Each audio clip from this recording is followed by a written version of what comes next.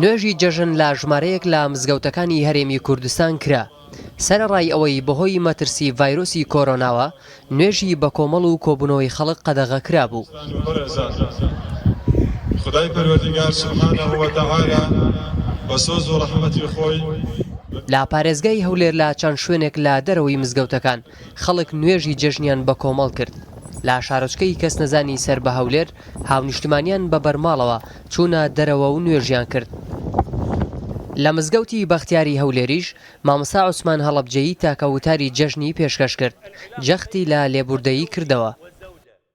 دەبێ بەخشندە ملکەچکە لە ڕاستی موچە خۆری خۆی سوراحی سەر فرودێنێ لە بۆ پیاڵە کەتێ کابۆی کە ئاو داری لەسەر سەر ڕاگرتووە زانێ چی تایە لە لای لەنگە پەروەردەی نقمکە گەورەی وایە زۆر زۆر جوانە بەڕاستی ئەم پەندە لە پەندەکانی متەنەبی گەورەترە ئەفەرمێ چی؟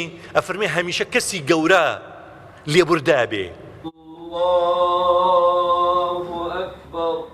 لە 200 مزگەوتی شاری سلێمانی و شارۆچکە و گوندەکانیشی نوێژی جەژن کرا. خەڵک و مامۆسایانی ئاینی پێداگربوون لەوەی نوێژی جەژن بکەن. لا پارێزگای هەڵەبجەش نوێژی جەژن کرا. مامۆسایانی ئاینی باسییان لا لێبوردەی و بەخشین کردووە.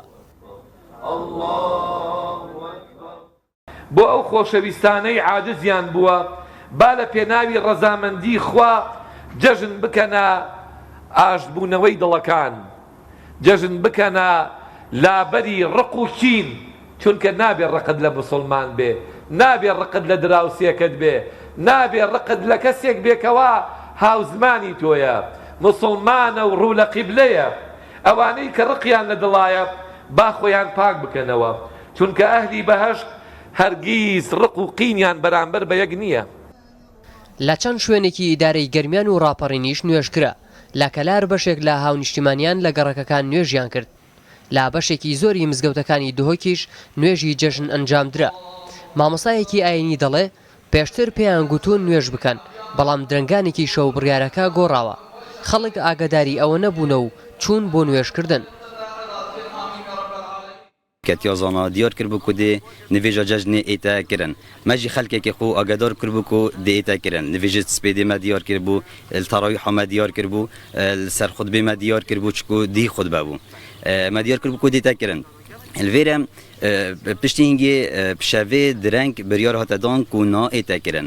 ساعت 2:30 ئەشخاو ڕابووم ئەساکیمێ ریسالەکە واتساپ یا فەرە کردی. باشە من دید من واتساپ گەلک مامۆستایت مە ئەنتەرنێت نینە، واتساپ نینە. لا 58 مزگەوتی زاخۆش نوێژی جەژن کرا. لا بەشێکی ناوچەکان نوێژخێنان پابەندی ڕێنمایە تەندروستیەکان بوون.